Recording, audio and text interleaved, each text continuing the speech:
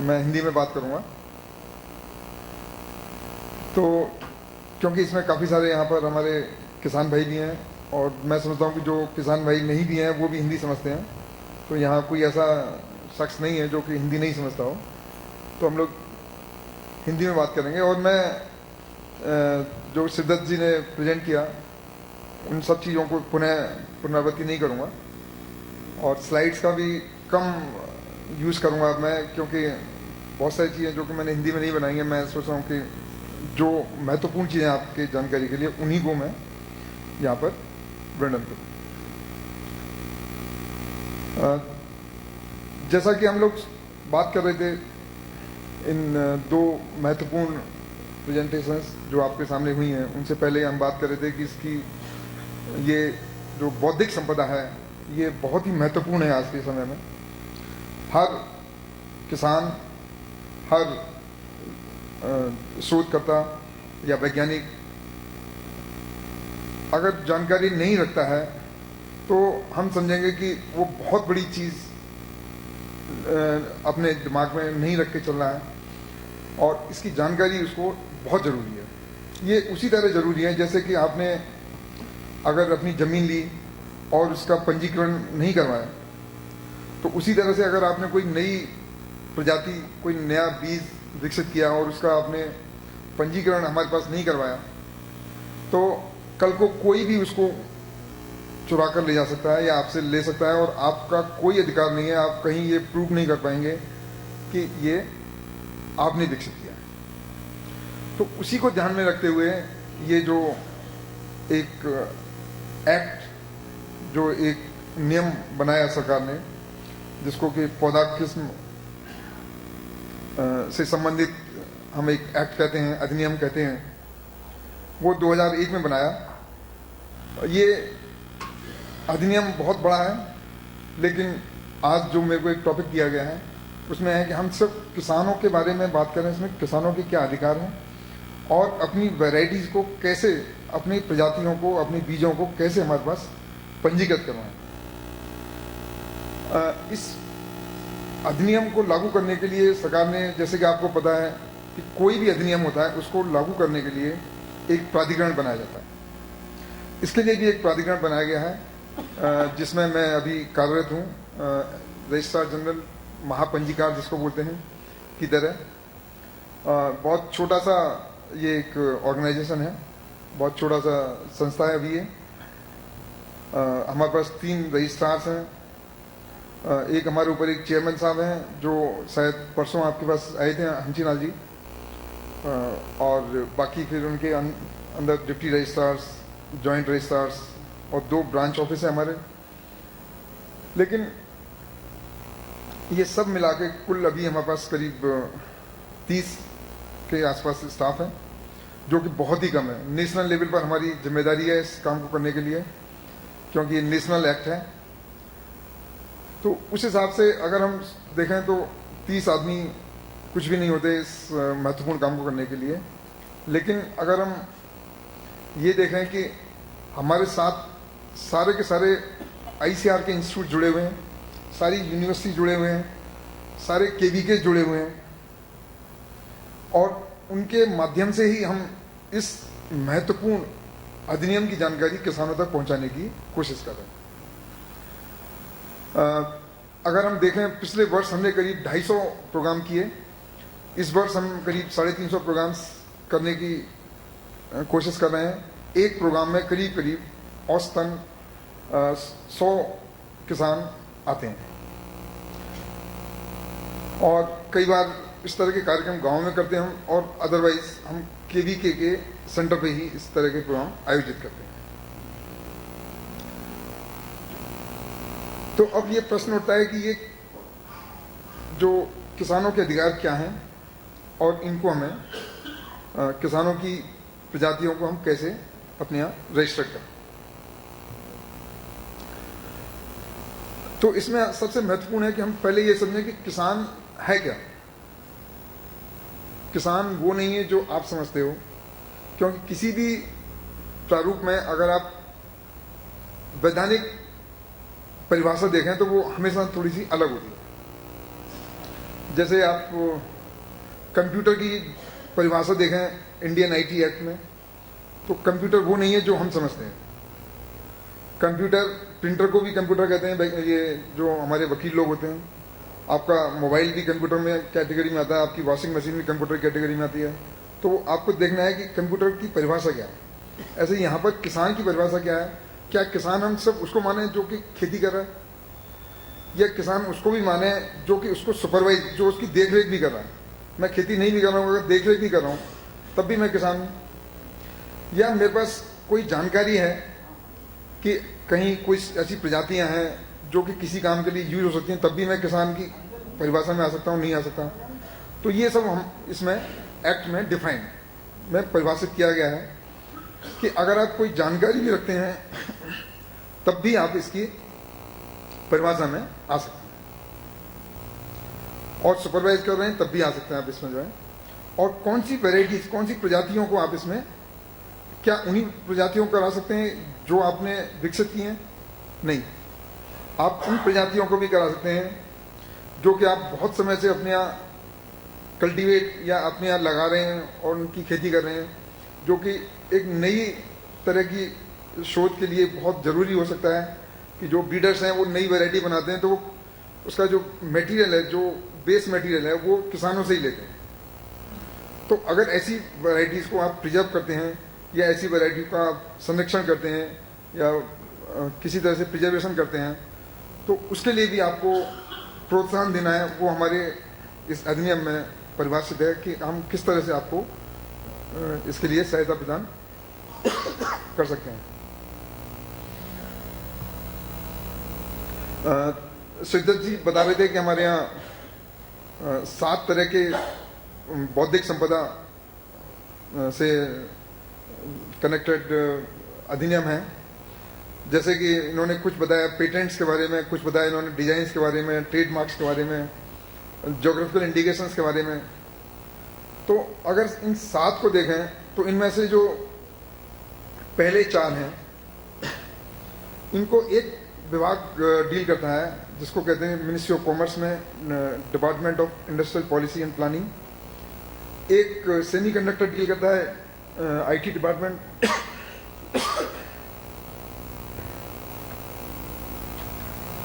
और एक जो कॉपीराइट है इसको ministry of human resource development करती है।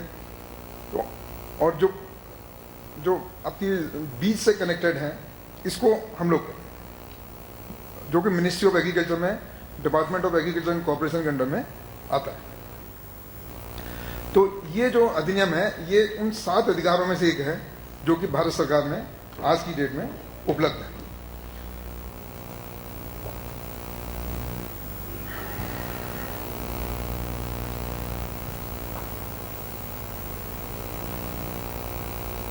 आज की तारीख में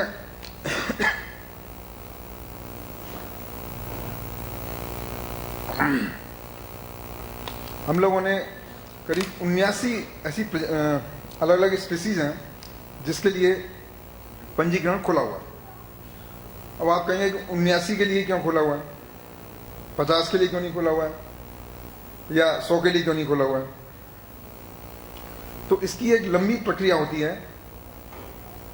सबसे पहले हमने ये जब शुरुआत की थी 2005 में, जब ये प्राधिकरण बना था, तो सिर्फ 12 प्रजातियों 12 स्पेसीज से हमने शुरू किया था।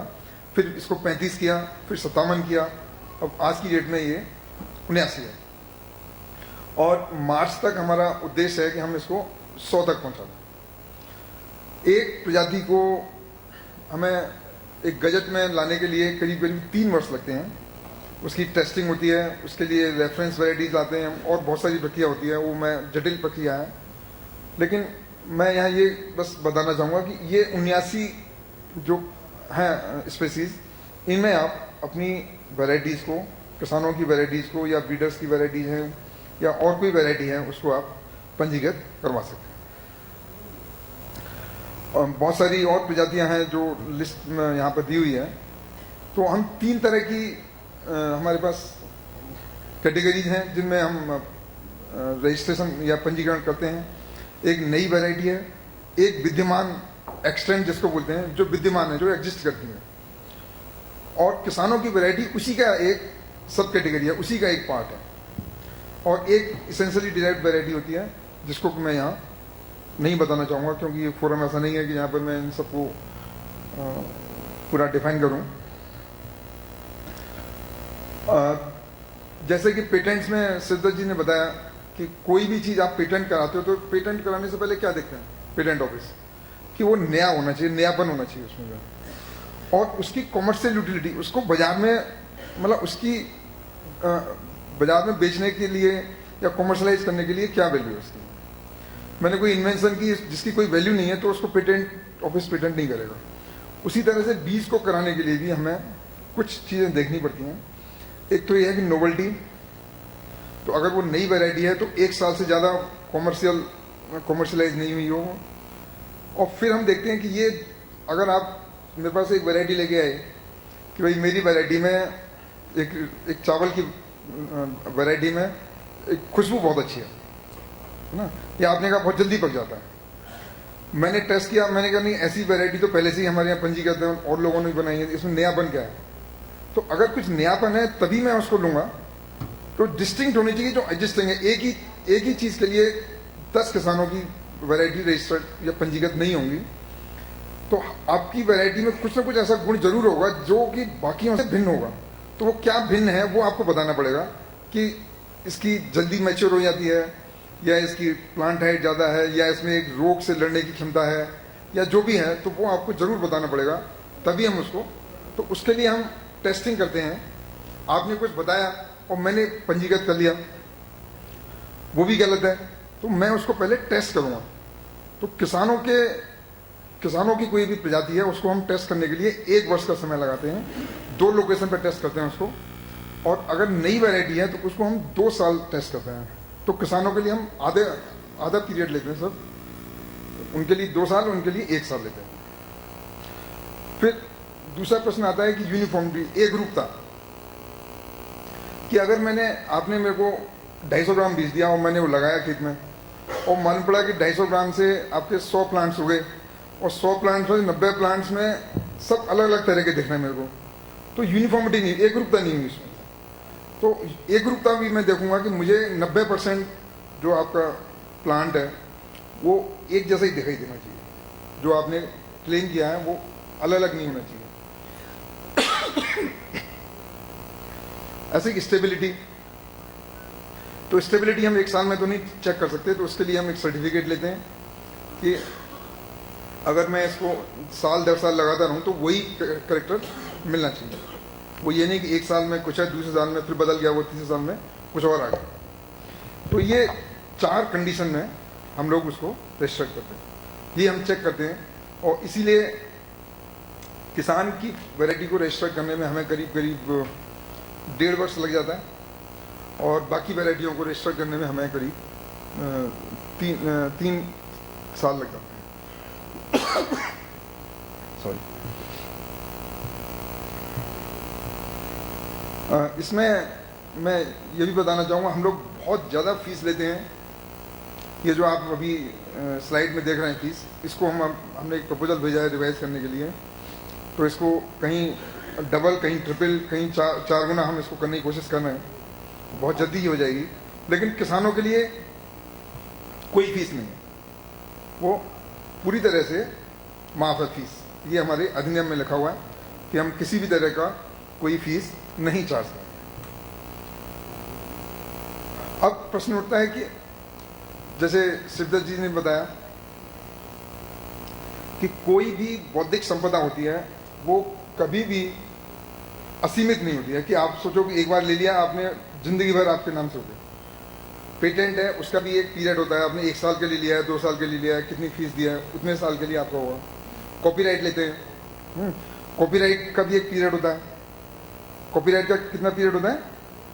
जिसने किताब लिखी है, जिसने कॉपीराइट लिया है, उसकी पूरी जिंदगी तक उसके नाम से रहेगा, और उसकी डेथ के बाद में 60 वर्ष तक उसके नाम से कॉपीराइट। तो एक पीरियड डिफाइंड है। तो यहाँ पर भी अगर आप हमसे कोई बौद्धिक संपदा लेते हैं इस पर बीज के ऊपर, तो ये 15 वर्ष के लिए हम क्रॉप प्लांट्स के लिए देंगे, और अगर कोई पेड़ है या कोई लता है तो उसके लिए हम 18 वर्ष देते हैं।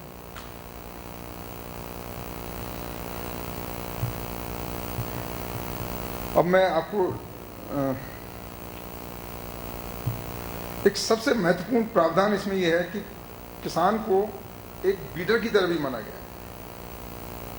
मतलब किसान अपनी नई वैरायटी भी बना के उसको भी रजिस्टर करवा सकता है और उसकी भी कोई फीस नहीं लेते हम, जो कि अगर आप दूसरे देशों के प्रावधानों को देखें तो वहां आपको इस तरह का नहीं मिलेगा कि जहां किसान को बीडर समझा गया। तो ये बहुत अच्छा प्रावधान एक हमारी भारत सरकार ने इसमें दिया है। और बहुत सारे इस तरह के प्रावधान हैं कि किसान को अगर कोई नॉलेज नहीं है कि भाई वो किसी के राइट्स का उल्लंघन कर रहा है, तो आप किसी भी कोर्ट में उसके अगेंस्ट में कोई केस नहीं लगा सकते हो। किसने मेरा बीज बो दिया, ये मेरा प्रोटेक्टेड बीज था। तो उस तरह के भी बहुत सारे अधिकार इसमें दिए हैं। इसमें से मैं 2-3 राइट्स आपको बताना चाहूँगा। एक तो है कि हमारे जो अधिनियम है उसमें सबसे बड़ा राइट दिया गया है कि उसका अधिकार है कि किसी भी बीज को बोने का अधिकार है। तो आप से अगर उसने कोई प्रोटेक्टेड मटेरियल का बीज लिया है जो कि हमारे यहाँ अधिनियम में पंजीकृत है, तो आप ये नहीं कर सकते आप इसको नहीं बोल सकते। उसको दोबारा भी बोल सकता है, वो उसको आपस में अदला बदली भी कर सकता है। उसके लिए कोई परमिशन लेने की जरूरत नहीं है उसको कंपनी से, किसी से भी जो है।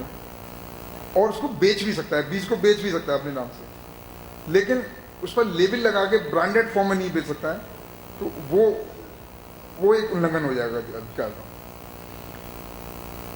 एक और महत्वपूर्ण अधिकार है हमारे यहाँ कि अगर आप किसी बहुत ही महत्वपूर्ण प्रजाति को अपने यहाँ संरक्षित किए हुए हैं तो उस पर एक अवार्ड और रिवार्ड आप ले सकते हैं हमसे।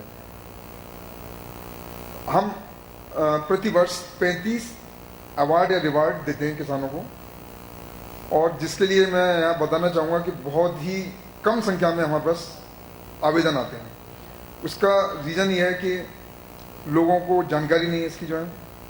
तो अभी मेरी एक्सटेंशन डिवीज़न में एक एडिशनल सेक्रेटरी हैं दलीप सिंह जी, उनसे बात हो रही थी। तो वो कह रहे थे कि इसको इस बार हम पूरे दूरदर्शन पर, रेडियो पर और हर तरह से इसको हम कोशिश करेंगे कि किसानों तक ये जानकारी पहुँचे, पंचायत के द्वारा पहुँचे। तो उसमें यहाँ पर ये बताना चाहूँगा कि अगर आप कोई इस तरह की प्रजाति या कुछ कर रहे हैं तो हमारे पास 5 पुरस्कार ऐसे हैं जिसमें हम 10 लाख रुपए प्रतिवर्ष एक समुदाय को देते हैं। 10 पुरस्कार हमारे पास ऐसे हैं जिनमें 1-1 लाख रुपए हम किसानों को देते हैं, और 20 पुरस्कार ऐसे हैं हमारे पास जिसमें हम उनको एक सम्मान देते हैं, उसमें धनराशि नहीं है। हालांकि इसके लिए भी हमने एक सेंट्रल गवर्नमेंट को रिक्वेस्ट भेजी है कि उनको भी कुछ कैश फॉर्म में अवार्ड दिया जाए। तो आप अगर किसी तरह से भी इसमें कोई महत्वपूर्ण प्रजाति अपने यहाँ लगा रहे हैं तो आप हमारे यहाँ इस पुरस्कार के लिए ज़रूर आवेदन करें।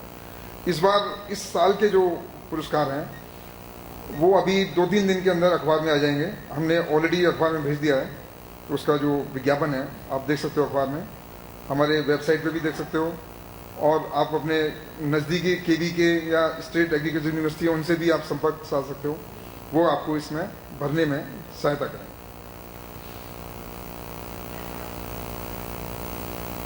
कंपेंसेशन का भी एक राइट है फार्मर का कि अगर आपने किसी ऐसी वैरायटी का बीज लगाया जो कि हमारे यहाँ पंजीकृत है और उस पर जो लिखा हुआ है वो वाला गुण उसमें नहीं मिलता है आपको, जैसे उसमें एक रोग से लड़ने की क्षमता है और वो रोग आपके यहाँ लग गया सपोज करो, तो आप हमारे यहाँ हमारी अथॉरिटी में, क्योंकि हमारे पास उस समय एक सिविल कोर्ट की परमिशन भी है के भी राइट्स हैं, तो एक सिविल कोर्ट की तरह हम लोग काम करते हैं। तो आप हमसे कंपेंसेशन मांग सकते हो, तो हम दोनों पार्टियों को बुला के उसमें कोर्ट की तरह डिसीजन देंगे सुनवाई करने के बाद में, और हम कंपेंसेशन भी दे सकते हैं आपको कितना नुकसान हो। तो उसके लिए हमारे पास एक फ़ंड है, नेशनल जीन फंड, और उसमें इस तरह का प्रावधान है कि हम किसानों को उसका कंपेंसेशन दें। उसी तरह से बेनिफिट शेयरिंग का, अगर आपका कोई भी बीज कोई यूज़ करके कहीं नई वैरायटी बनाता है तो आपको बेनिफिट शेयरिंग का अधिकार है, आप उससे अपना लाभांश ले सकते हो उसमें, भाई मेरा लाभ कितना हुआ इसमें, 1% 2% जो भी है आप उससे, अगर नहीं देता है तो फिर आप उसके अगेंस्ट में एक केस हमारे यहाँ फाइल कर सकते हैं। उसी तरह जैसे मैंने बताया कम्युनिटी के भी राइट्स हैं इसमें जो है पुरस्कार लेने के लिए।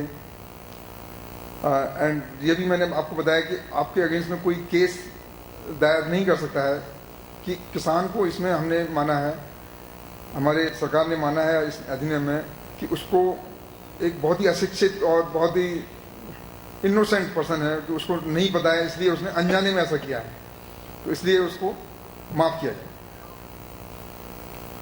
फीस एग्जम्पशन ऑलरेडी मैंने आपको बताया कि उसको हम किसी तरह का फीस नहीं लेते हैं। कंपल्सरी लाइसेंस भी सिद्धार्थ जी बता रहे थे, तो कंपल्सरी लाइसेंस में अगर रीजनेबल प्राइस पर वो नहीं दे रहा है तो हम उसको कंपल्सरी लाइसेंस भी थर्ड पर्सन के नाम से दे सकते हैं और वो फिर बीज का उत्पादन करेगा और किसानों को उपलब्ध करवाएगा।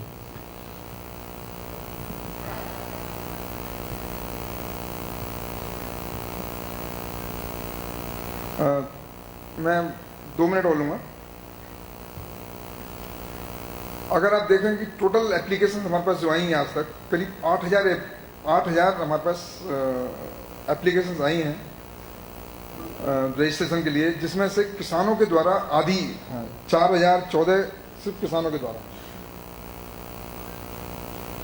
और इसमें महत्वपूर्ण योगदान हमारा बहुत सारे हमारे साथी हैं जो कि कल दीपक शर्मा जी बैठे हुए हैं यहाँ पर, इनका बहुत बड़ा योगदान है इसमें, जिन्होंने किसानों को प्रोत्साहित किया है कि ज़्यादा से ज़्यादा अपनी एप्लीकेशंस दें।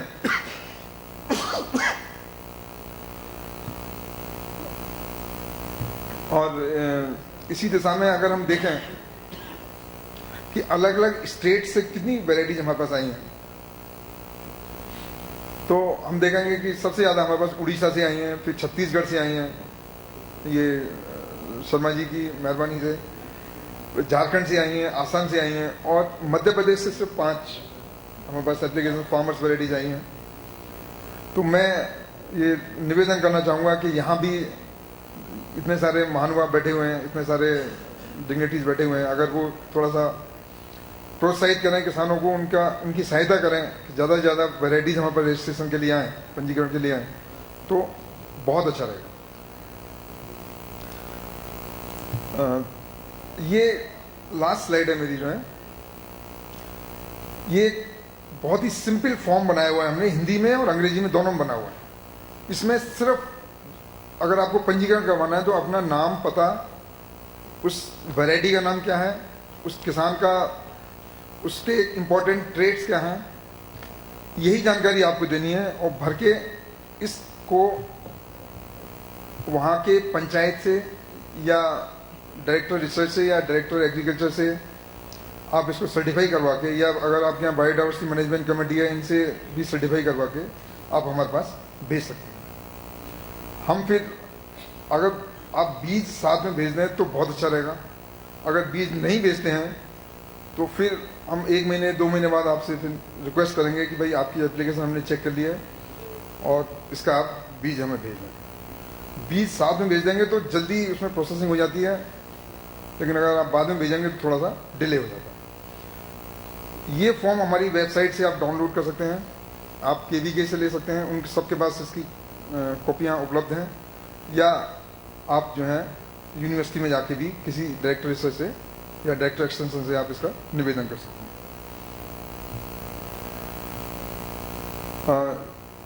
इसके साथ ही मैं पुनः आपसे कहूँगा कि अगर आप हमारे साथ सहयोग करें और ज़्यादा से ज़्यादा वेराइटीज़, ज़्यादा से ज़्यादा अपनी प्रजातियों को हमारे पास पंजीकृत करवाएं, तो ये आपके हित में और देश हित में दोनों में ही बहुत अच्छा रहेगा।